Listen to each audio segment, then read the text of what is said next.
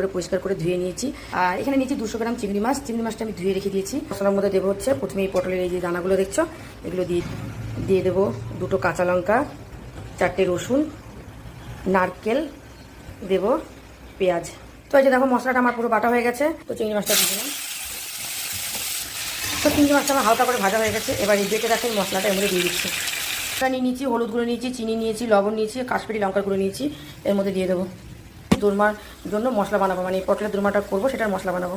দেবো হচ্ছে এই যে কয় কোয়া রসুন, দেবো হচ্ছে পেঁয়াজ, আর এই যে ছোটো 2টো আদা টুকরো দিলাম, টমেটো দিচ্ছি হচ্ছে 3 কোয়া, এই 3টে কাঁচাগুলো আমি একটু হালকা করে ভেজে নেবো, দিয়ে দিলাম। দেখো পটলগুলো আমার ভাজা হয়ে গেছে। আর যে দেখো পটলের ভেতরে সব আমি পুরগুলো এই যে এইভাবে ভরে নিয়েছি, এই যে। আর এখানে কিছু গোটা মশলা নিয়েছি, আছে গোটা জিরে, একটা শুকনো লঙ্কা, আর হচ্ছে গোটা গরম মশলা। আর এবারে এই যে এর মধ্যে বেটে রাখা মশলাটা